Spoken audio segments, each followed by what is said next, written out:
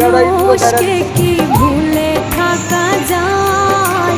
ভুলে যেতে চাইলে মনে পড়ে যায় মরণ যদি আসে অপ্রিয়তমা, ভুলে যেতে পারবো না করিও ক্ষমা।